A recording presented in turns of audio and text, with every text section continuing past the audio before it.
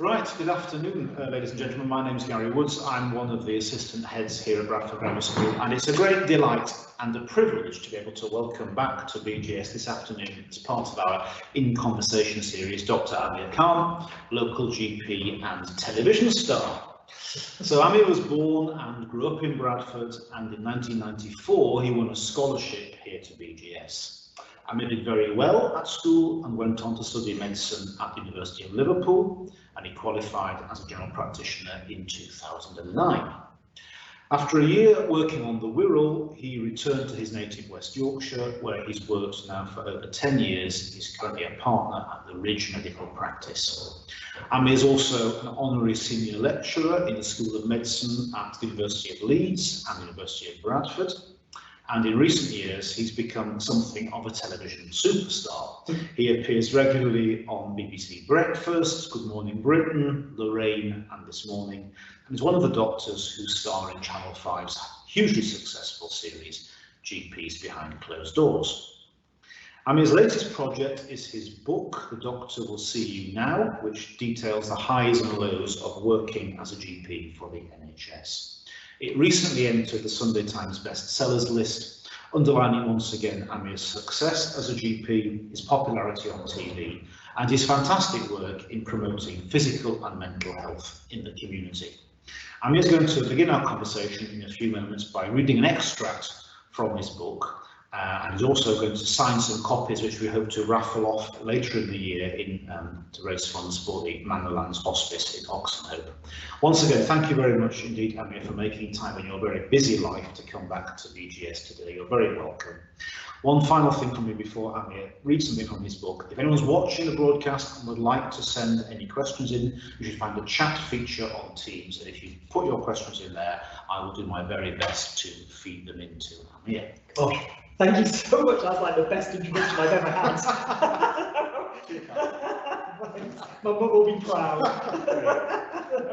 Right, so yes, I'm going to read the introduction to my book, really. And the reason is, Manor Hospice is a hospice in Oxenhope, and it's close to my heart, really. I've helped raise funds for it before, and you'd think hospices get their funding through the NHS and through government, but actually they only get about 30% of their funding to look after these patients who are really sick through the NHS and government, and the rest is all done through fundraising. And because of the pandemic, they haven't been able to fundraise like they used to, and hospices up and down the country are struggling. So I'm hoping we can raffle up some books to raise some money for that. So, and this introduction might entice you to buy some raffle tickets. Right, here we go.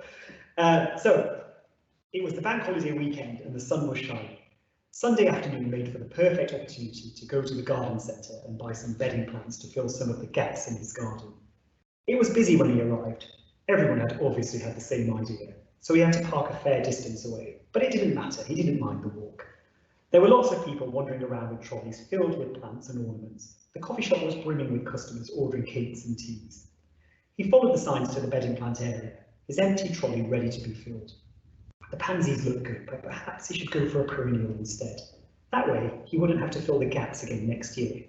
It was a rather nice predicament to be in. He saved at the moment. "Hi mate, you're that doctor, aren't you?" a voice cut through his thoughts. He looked up. A man in his 70s stood there, waiting patiently for an answer. "Sorry," he said, taking a minute to come out of his daze. "I know you, you're that doctor," the man repeated. Yes," he said, trying to remember if he had ever met this man before. "No, definitely not." Nice to meet you." He extended his hand to greet him. The man ignored his offer of a handshake and instead started to unbutton his trousers. "Mate, you wouldn't mind having a look at this, would you? I've been trying to see my own GP for weeks but can't get an appointment." He pulled down his trousers, accidentally bringing his underpants down with them. He quickly tried to pull them back up again, but it was too late. The doctor had already seen too much. A few of the shoppers were starting to give the two of them funny looks. The woman next to them, who was also considering the delphiniums, hurriedly pushed her trolley away. "I've had this rash in my groin now for nearly a month. It's incredibly itchy and sore. What do you think it is, Doc?" the man asked the doctor. Shall we go somewhere more private?" the doctor said, acutely aware of the stares from passers-by. "Oh, it's all right, Doc. I'm sure you've seen this kind of thing all the time." The man wasn't going anywhere without an answer. The rash did look angry. and had clearly been scratched, as there were several areas that were bleeding. The doctor was about to say something when a lady wearing the garden centre uniform appeared.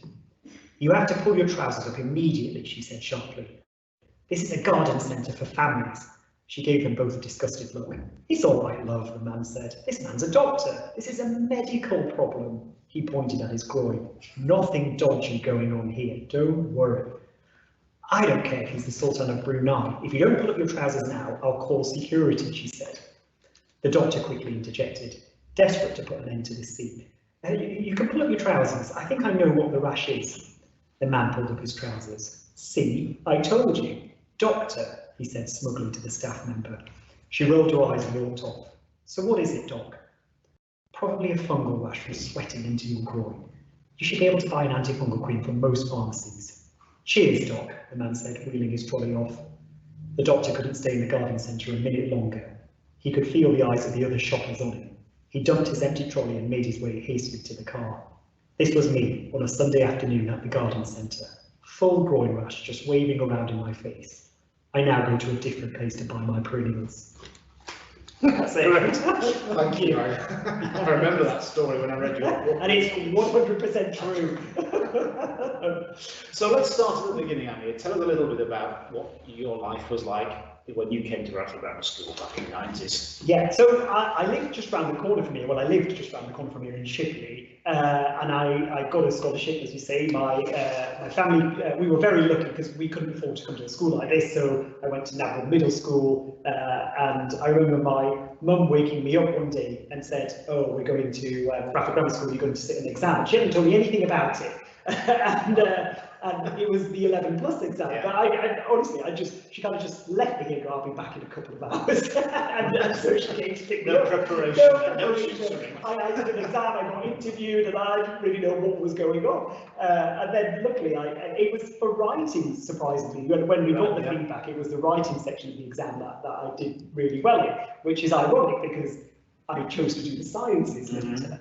Well, you've written a book. But I've written a book, so thankfully, yes, I've used those skills now. Yeah. It's taken me 20 years, but I've used them. Yeah. But, you know, I was really pleased to be here.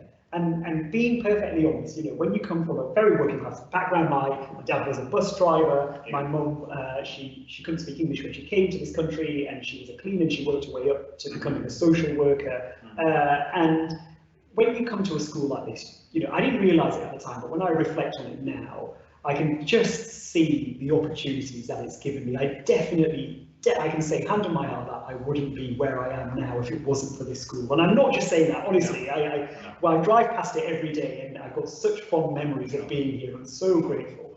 And you know, the teachers were just great. I had a great time. I had a great friend kind of circle, who I'm still friends with now. They're all up and down the country, but the friends I made, you know, in my second year here, it was mainly, are the friends that I've kept for the rest of my life. Yeah, so that's really lovely. And the assistant place then was really the key to everything. Absolutely everything. If it wasn't for that, you know, like I said, we couldn't afford to come here. If it wasn't for that, if it wasn't for the money that people donate to the school to assist with those kind of things, I just wouldn't be where I am.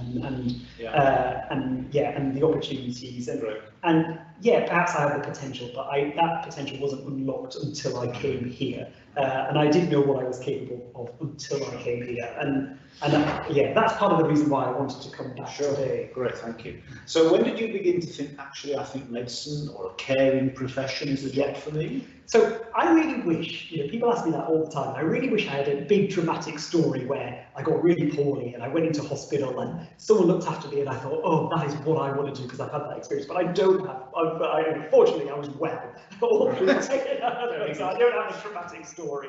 But what I did do, you know, in the summer holidays, when I was 16, 17, and 18, and even into medical school, every summer I used to work in a youth disabled unit up in Bingley called St Ives, and I was a carer there as an auxiliary nurse, so I would look after people. I mean, it says youth disabled unit, but some of them were 50, 60, 70 years old, but they'd had disabilities since they were very, very young or developed disabilities. And I used to get them out of bed, wash them, take them to the toilet, that kind of thing, feed them their breakfast, and then rotate that cycle day in, day out. And Saturday and Sunday, always 8 till 8, I used to work that shift, and it was great. The people were great. I really enjoyed doing the job, and it was that kind of caring side of things. And I'll be honest, I did that because I needed the money, not because I was going to do medicine. But it wasn't until I did that job that I realised that I really enjoyed caring for people. And I like science, I particularly like biology at school, and putting the two of them together, medicine just made sense for me then.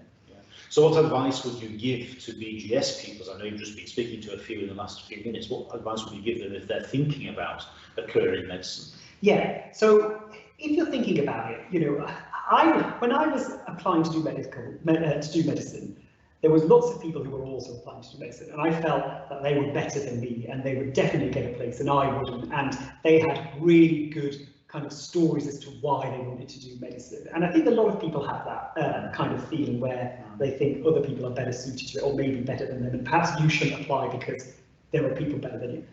Don't listen to that voice. If you want to do medicine for whatever reason, and you don't have to have a big story behind it, if you want to do it, do it.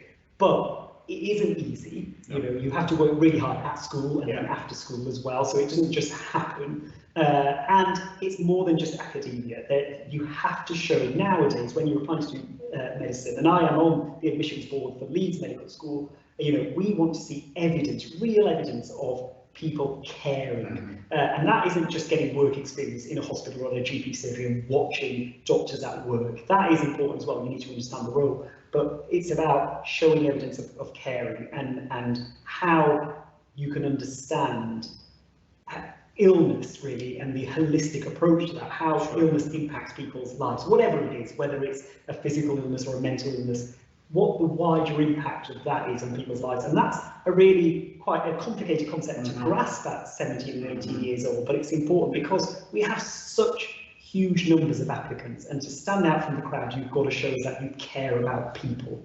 Great, very good advice, thank you. Yeah.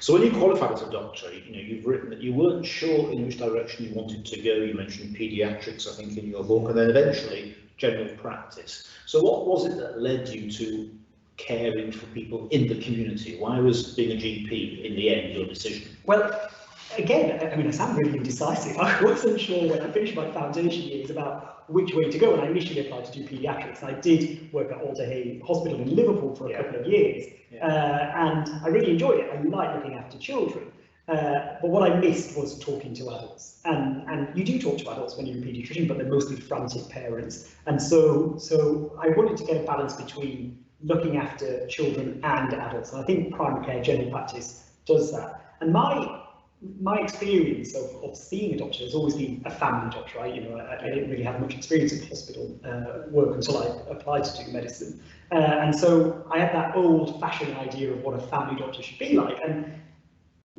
primary care now, being a GP, is very different now to what it was back all those years ago. There's huge demands, there's huge pressures, but, and I say this in the book, when it's just you and that patient, and that time, and it's their time, it's not my time, it's the patient's time. When you're making that connection with them, when you're really listening to them, and and often all they want is for you to listen. Sometimes you don't even have to do anything, you just have to listen to them, and that is enough. Sometimes you have to manage their illness as well and do your best to help, but that kind of help that you can give someone, and not just as an individual, but in the community, I think. What I like about working in Bradford in particular is the community, that community feel this city has. I work in Great Horton.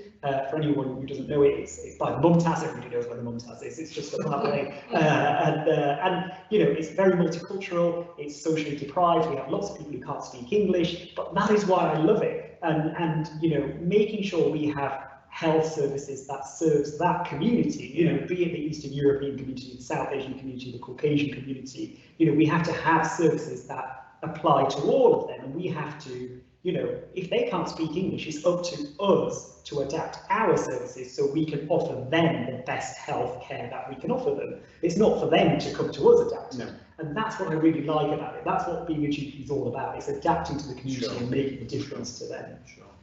You, again, write in your book, you started out, I believe, as a GP on the Wirral for a short period of time, and you came back to Bradford. It was very middle class where you were on the Wirral. I think you felt like a glorified secretary, you were referring wealthy patients to private medicine, which I guess you don't do very much of in Great Hall. No. No. So, to what extent do you think people's health does depend on socioeconomic factors? Yeah, I think, I mean, it definitely does. That's not to say people from wealthy backgrounds don't get ill, because they do. They still get the same physical illnesses that people from poorer backgrounds get, and it's important that's acknowledged. It's a different type of illness. They have different concerns. But when you work in Great Portland in particular, or areas of social deprivation, you really see people living in poverty. You know, I visit people at home when they're particularly unwell and can't come to the surgery, and the houses I go into, you know, you wouldn't think people in England live like that, and it is a real eye-opener, and it makes you better as a doctor, because you really understand when they, you know, when they get their illnesses. It is, but you know, we know that poorer socioeconomic classes have less access to healthcare. They present later for things like cancers and heart disease and blood pressure. Mental health is a massive issue there, and so everything, you know, can be traced back almost to poverty and socioeconomic class. And I think that's really important to recognise. So that's really. Well, you write in your book about some of the houses you have to go into in Bradford, and there are some pretty awful stories in there. Can you tell us, share a couple with us? Yeah, you know, so I know this is a really touchy subject, but when we've got a huge Eastern European community over in Great Portland, and they're fantastic. Their health expectations are different to our South Asian communities and to our Caucasian. Everybody has different health expectations. For me, and everybody's view is different, when they come here and they register with the NHS, it is my duty to treat them. I don't care whether they can speak English. I don't care what they've done. It's my duty to treat them. And life is hard enough for them already. You know, when you go and see them in these back-to-back houses, you know, multiple generations of people living in a 2-bedroom house. I've been there. I'm from a big family. We've lived in a 3-bedroom house where we were sharing rooms. You know, as a kid it's fine, but as an adult it's different. But you know, if they can't speak English, life is hard enough for them here already. You don't need to make it hard for them. And so when you go and see these people at home, it's often, you know, there's no carpets, it's a cold house. You know, it's really hard, and you see the effects of health on them. And I've written a story about a family who couldn't afford Christmas presents for their children, and they were living in a house very similar to this. And it wasn't until, you know, we found out about this. There was some young boys who didn't have any Christmas presents. In fact, it was only a couple of years ago, and I'm lucky to work in an amazing surgery. And we just sent one email around to all our staff saying, there's this family out there. The health visitors alerted us to them. They haven't got any Christmas presents. Shall we have a whip around and get something? And before we knew it, you know, that was at 9 in the morning. By lunchtime, we had 250 quid. Me and one of the receptionists went up to Tesco and bought some toys. She also said we need to get clothes, because if they haven't got toys, they won't have clothes either. So we got lots of things, and we went over. And it was really interesting, because you'd expect, you know, my expectation, I guess it was my expectation, not anyone else's, but my expectation was the mum would be so grateful and really overwhelmed. But I think she was so not used to having any acts of kindness, she just didn't know what to say. She was very reserved, very taken aback, and didn't say very much at all. And at the time I was thinking, well, why are you saying thank you? You know, we've done all of this for you. But it wasn't until I went back and reflected on it that I thought, actually, you know, she's never had that experience of someone coming out to her and doing that. And I think that shows, you know, all our staff are mainly from Bradford, and it just shows what a good community Bradford can have. You're obviously really proud to work for the NHS. Can you tell us a little bit why you're so proud? Obviously, it's been so much in the news recently with COVID. We've all clapped for it. But, you know, why is the NHS such an important organisation for you? For me, this idea of having healthcare free at the point of access is the be-all and end-all. You know, since I've been on TV, I've had a million offers, well, not a million, but a lot of offers, to work privately on Harley Street and all this kind of stuff. I would never take it up, because that is not why I went into medicine. And so this idea that anyone from any background, poor or rich, can present to their doctor at any time and access healthcare is so important. And it's not until you speak to people from other countries that you realise just how valuable that is, and how much, yes, there's health inequalities here, but if you go to another country where they don't have free access to healthcare, what actual health inequality is. And so that is really important to me. The thing that makes the NHS is the people who work there, and that is well, I can't say it enough. The people who work in the NHS are really just amazing. You know, when I've worked in hospital, the nurses there are phenomenal. The people I work with in primary care are just amazing. And yeah, we all go above and beyond, and that's just normal. But the support they give you, as well as the patients, is just incredible. And that's why the NHS is the organisation it is. It isn't the politicians and all of that kind of stuff that make the NHS. It's the people who work there. Sure. You're right. Sort of cheeky way about surgeons, and they look down on GPs. They're the real doctors. You just treat the sniffles. And I think you mentioned your cousin as well, yes, who is he a cardiothoracic surgeon? Yeah, he's had 6 offers of marriage. Well, and you, so why did you want to be a GP and not a surgeon? Well, that's my mum. My mum she was really disappointed when I wanted to be a GP. She was like, "Why do you want to be a surgeon like your cousin?" And Asian mums are always in competition with each other. So Auntie Zara, my mum, when Auntie Zara rang up and said, Arif, because yes, she's going to be a cardiothoracic surgeon, my mum, obviously on the phone, she's like, "Oh, great, she got the phone." Really angry. And then she rang me up straight away and she went, Arif's doing cardiothoracic surgery, just been accepted into the training program. I went, "Oh, great, Mum, I think about applying to be a GP." And she was just silent, just completely silent. And then when I became a GP, and I've written this in the book, she rang me up and I went, "Oh, you know," she's obviously really, proud of her own woman, I think. And she rang up and she went, "Arif's had 6 marriage offers coming since he was qualified, and you've only had 1. And that thing was all right, but it wasn't until she said, "I think you should take it." I thought, oh God.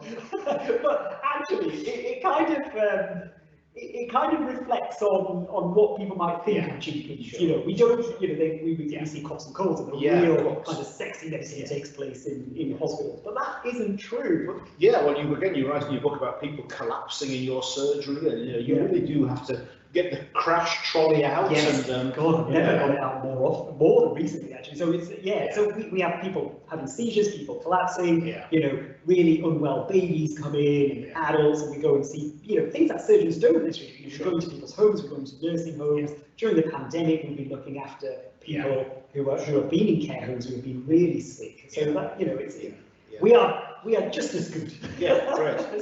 You're obviously really very passionate about education as well, about medical education. So you're a strong believer in community healthcare.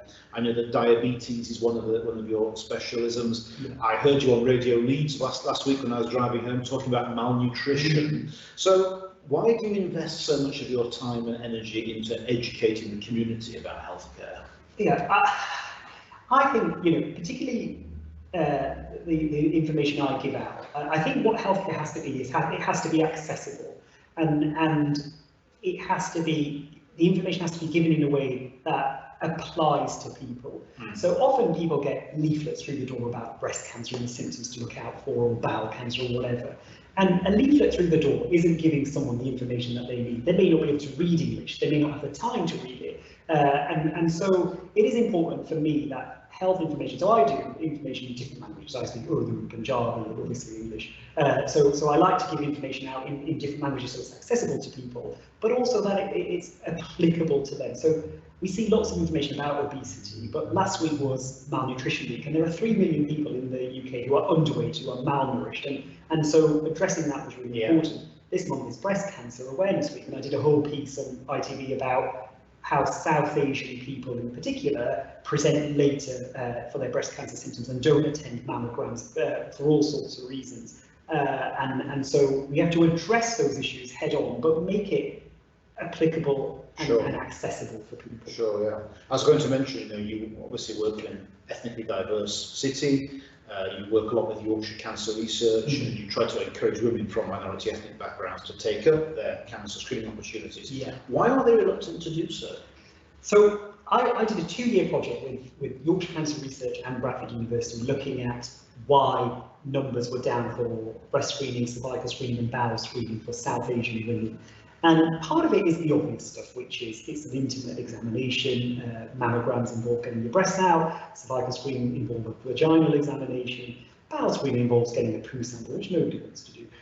So that is, you know, the first and foremost. But there's so much more to it than that. So often South Asian ladies, you know, if they are full-time mums, perhaps they've come over from Pakistan or India, and they're living over here with their husbands, they have to wait for their husbands to come home from work before they can go to any appointments, because they're the only drivers and the only people who can speak English in their homes. Things like cervical screening, they often think, well, I've only had one sexual partner, so I'm at low risk in terms of cervical screening, but they don't think about the number of sexual partners their husbands or partners may have had, and how that increases their risk. And often just education around, well, it's not in my family, so I don't need to do it, but actually you could be the first person in the family who's had it. So it's really important that we, you know, they're a group that are vulnerable in their own way. And I'm passionate about any vulnerable groups, really, but I think because I am South Asian, that particular group appeals to me. Sure, very good.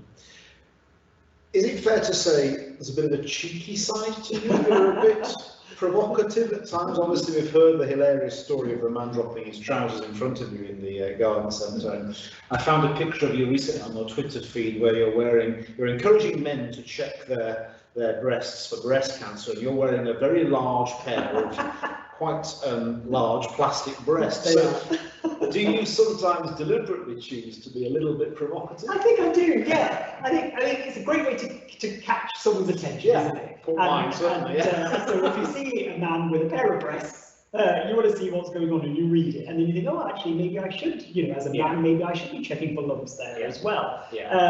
I like to have. I like medicine to be so serious, and it is serious, and it's important to take it seriously when it needs to be. But a lot of the time, you can have banter with patients, and one of the things that I think is important is if people need to relate to you. So one of the things I like to tell patients, look, I'm from Bradford, I know what it's like to live here, and you know, having that kind of side of things, which is, again, I think humour is accessible to most people, and that. What you want to do is get rid of, for me anyway, is get rid of any kind of barrier between a doctor and a patient. It has to be a very flat structure when a patient enters a room. For me, it's like I said before, it's their time, it's not my time, and they have to be put at ease enough for them to tell me, you know, some of the stuff they may never tell anyone else. And I think humour lends itself well to that. And I'm acutely aware that my patients will see me on Twitter and Instagram and on television, so I'm careful about what I put out, but I'm also, you know, quite humorous, and I think that, you know, it works well for me. Great. You're also a GP trainer, so you write in your book about various GPs that you've helped at the beginning of their careers. You work at Bradford and Leeds Universities, and you've said that teaching undergraduates is a great passion of yours. So what do you gain personally from training the next generation of doctors? So there's a UK-wide shortage of GPs. You know, we need 5,000 GPs over the next 5 years. That's an almost impossible task. What I like to do with my training is show people, particularly undergraduate students and medical students, I want to show them what they can do in general practice. It isn't just a case of seeing patients every 10 minutes. There's so many specialities you can go into. So I do diabetes and minor surgery, but my colleagues do neurology, musculoskeletal stuff, dermatology. You know, you can develop your own special interest within primary care, and to showcase that to undergraduates at a point where they're thinking about what they want to do as a long-term career. You know, if we can encourage them to think about primary care and the difference that they can make, not just to themselves, you know, by developing themselves, but to the community that they serve, I think is really important to me. Sure. When as a GP trainer, these people have already decided to do general practice. They're in that 3-year training program, and it's quite an interesting relationship because you get assigned one GP trainer, so it's a one-on-one relationship that you maintain for a whole year, and you have to get them through their assessments and their exams.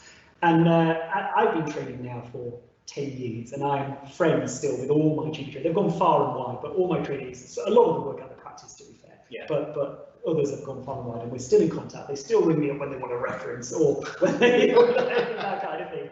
But what I want to get to them really is how important that 10-minute consultation is, and why it's important that they get out concerns from patients, their expectations, all of that kind of side of things, and make good GPs, because it's so easy to be a bad GP. It's the easiest thing in the world. It's hard to be a good GP. So what are the traits, what are the character traits you would say of a good GP, and what makes a bad GP? So a good GP is patient-centered. So when the patient comes in, you are actively listening to them. You're not typing away on the computer. You're not writing things down. You are looking at them and you're listening to them, and they need to know you're listening to them. You need to take them seriously, even if they've come in with something that you might not think is serious. It's serious to them.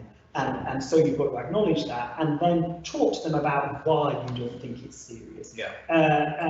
Or the other way around, they may come in with something and that they don't think is serious, but actually is serious. So you've got to talk them up that way. And then often you have to do things. You know, sometimes patients come in with expectations, and you have to manage those expectations. And often they want something that isn't really the right thing for them. And talking to them about that is also difficult. It's very easy, when I say a bad GP, you know, it's easy to give the patients exactly what they want. You know, if they come in with a viral infection, go, I want antibiotics, it's 2 minutes would be, okay, here you go, off you go, bye-bye. I want a sick note, okay, here you go, there you go, bye. But that isn't doing them any favours, it's not doing the community any favours, it's not doing the NHS any favours. So it's that side of things that I really like to get across to my GP trainees. Just a reminder that you can send in questions for Amir on the chat. I've got one here actually for Bradford lad on the Wirral, and he says, having worked on the Wirral, you will know there are massive health inequalities here, as in there. It isn't all middle class. So what would you do to break these inequalities? How would you try to, you know, level the playing field in terms of health access? Yeah, so where I worked on the Wirral, I agree, you know, different parts of the Wirral are different, same as any city. It's just where I was referring to where I worked in terms of being middle class. But you're absolutely right. The Wirral there are parts of it which are socially deprived. It's the same things that I apply here, which is you have to think about what your patients need. So the services my patients need will be very different to the services that the patients at the Wirral will need. And that's what the CCGs are all about, the clinical commissioning groups, listening to the communities, putting into place things that our community needs. And that does take time, it does take going to meetings and putting in business proposals and all of this kind of stuff, but it's worth doing. And it's all about listening to the patients, understanding their needs and putting things into place. So one of the things that we've done in Bradford, which I think Bradford is really, really good at, is having services where patients would have otherwise had to go to hospital for in their GP surgeries. So it makes it more accessible. They're more likely to attend their appointments and access healthcare. Parking is easy, which is such a big factor when you're going to an appointment. And having interpreters, simple thing like that, where they will feel at ease, and it will be different on the Wirral. Whatever the patient's healthcare needs are there, that's how I would break down those barriers. Great. So, Dr Amir Khan, media superstar, Channel 5. That's a stretch. GPs behind closed doors, BBC Breakfast, Good Morning Britain, you've even spoken to Lorraine, I know. How did all that come about then? How did all that begin? It wasn't planned at all, not at all. So I was quite happy with my lot being a GP partner up in Great Horton. And the GPs behind closed doors, they approached us about 2.5 years ago. They were looking for their 6th series, I think it was, maybe the 5th. For a practice in the north of England. Their previous series had been in London and then one in Bristol, and so they were looking for the north, somewhere in the north. And so they had been to visit a practice in Liverpool and Manchester and Newcastle, and we were the last practice for them to see. And what they needed for the show was a large practice. So we've got a lot of thousands of patients, nearly 30,000 patients registered with us. So they need that footfall to get the number of consultations in. So the chap came from a company called Knickerbocker Glory, and he came. He was funny. He got the train up from London, and he had one of those. You could tell he was a Londoner straight away. He was really trendy, and he had one of those fold-up bikes.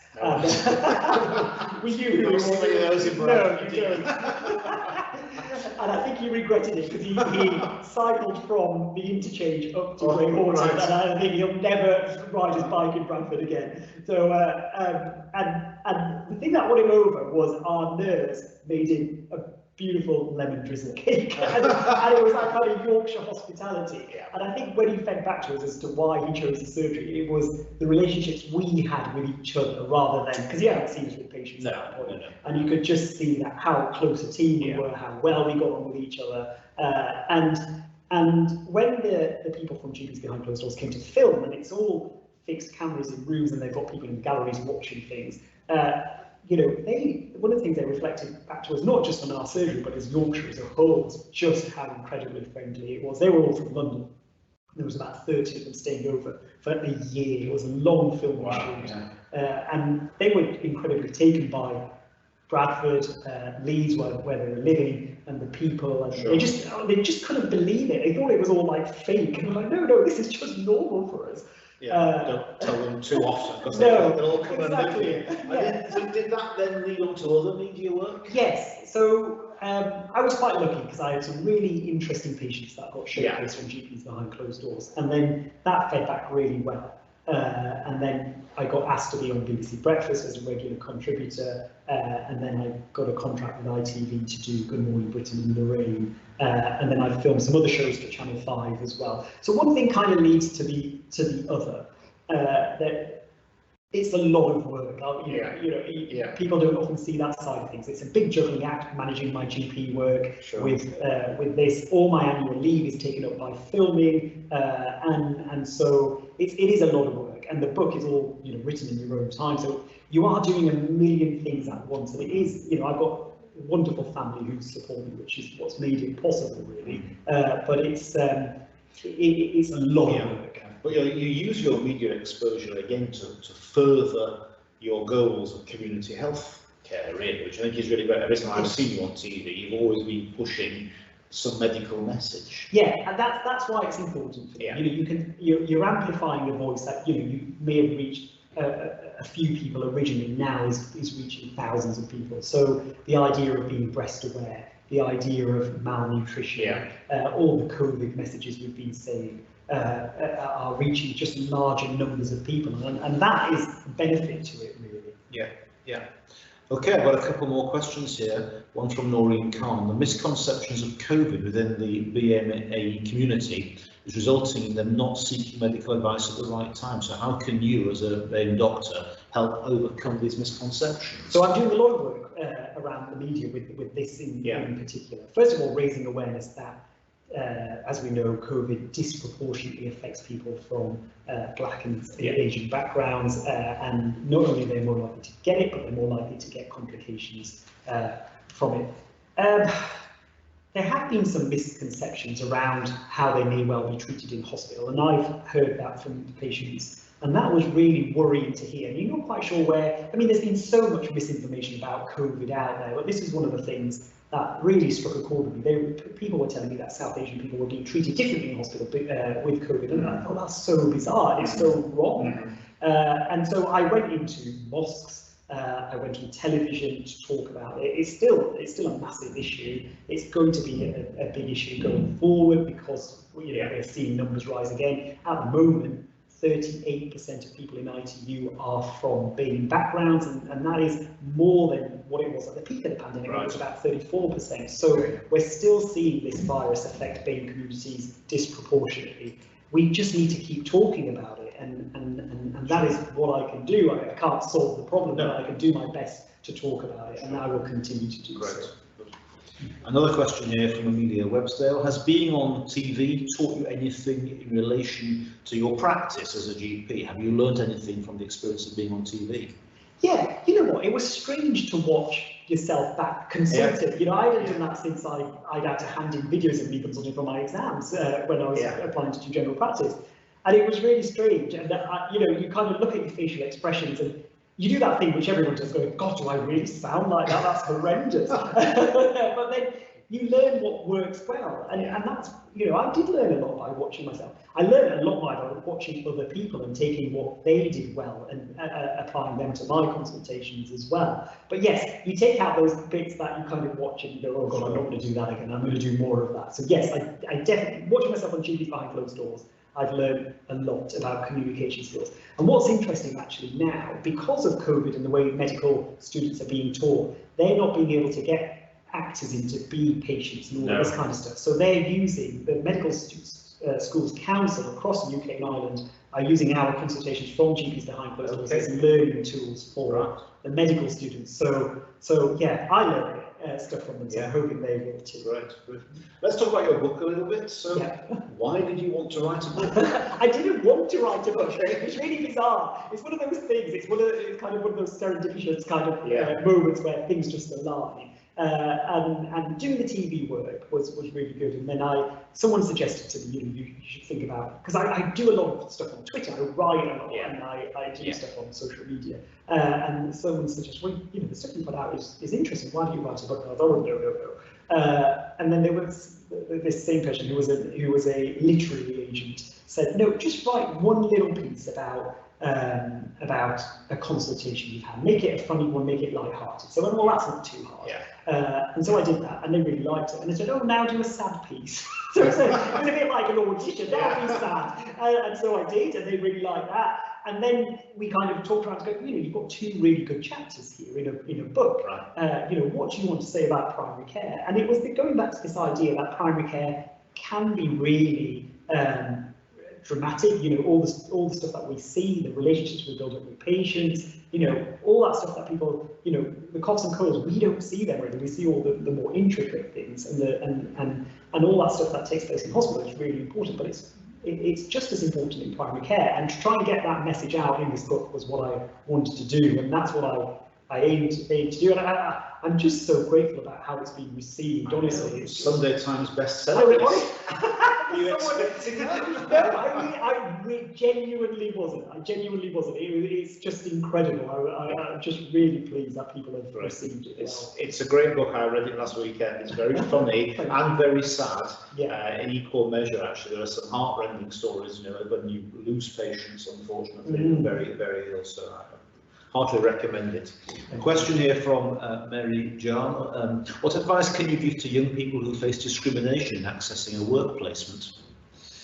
That's a tough one, I think. I don't know whether I'm the best person to give advice for that. I've certainly faced discrimination myself. I think if you feel that you are being discriminated against, you have to be clear and open about it. I think often what happens is people get discriminated against and they just kind of shy away and think they've been discriminated against but don't do anything about it. My advice would be speak to someone about it. Speak to that organisation, someone who you trust, who will take it further. There is a possibility that could make things worse, and that is just the reality of things, but you've got to speak to someone about it. And if you don't get the outcome that you think is right, then talk to someone else. And talk to someone until you get the right outcome. Don't just let things pass. I think I've done that. I've been guilty of that in the past. I thought, oh God, that was awful. I'll just let it go and move on. That isn't the right thing. That is not how change happens. You've got to talk about it with people.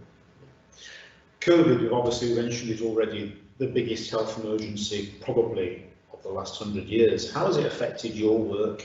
How has it affected the NHS? And you've become really a public face of the NHS during the pandemic. Again, do you think have you played an important role really in the fight against COVID? Well, when COVID hit, GP surgeries had to work differently. What Bradford did was set up what we call red hubs, where patients who had a temperature or a cough, we hadn't thought about the sense of smell and taste at that point, were seen in these red hubs. They weren't unwell enough to go to hospital, but they needed to be seen in case they had a chest infection or something else, but they needed to be seen.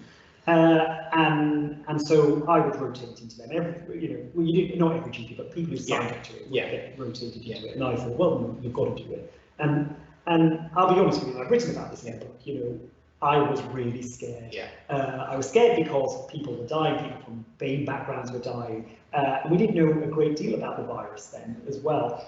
And so the first time I went into one of these red hubs, I was dreading it. I was really dreading it. I was really uncomfortable seeing the patients there, even though I was wearing PPE, but you get on with things. And then I've been back several times since, and it's fine. I did get COVID early on in the pandemic, back about April time. I got the typical symptoms. I was unwell for about 3 days, but luckily I'm fine now.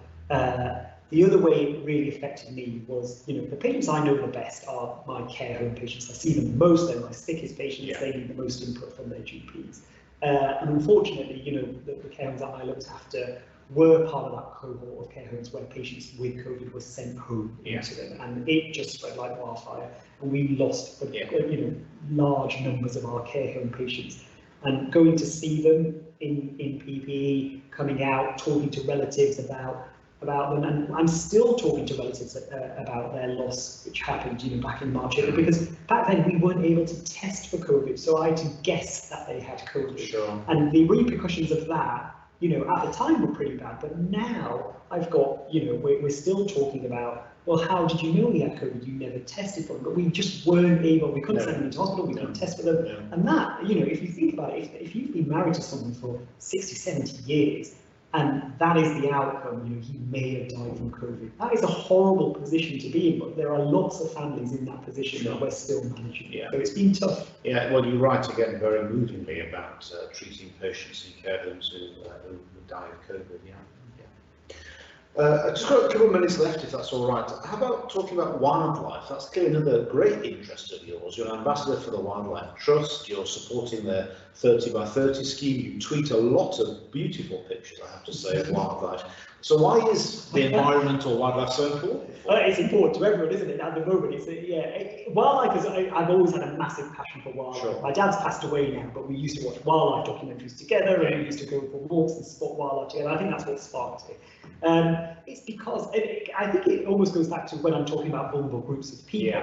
Wildlife doesn't have a voice, and it is being decimated, and that's the honest truth. And the UK is one of the most wildlife depleted countries in the world, and that's shocking, really. And one thing I know, if you link wildlife back to health, one thing that's been proven over and over again is access to green spaces and wildlife is good for our health. It's good for our physical health, it's good for our mental health. And people in socially deprived areas have less access to it. And my role as part of the Wildlife Trust Ambassador is improving access to green spaces for people from socially deprived areas. And I go into schools, I talk about the importance of wildlife, why it's important to have an area of their playgrounds or whatever that is dedicated to wildlife, what they can learn from it, and that's never been more important than now, when we're in lockdown situations. Access to green spaces is the one thing that's continued for a lot of people,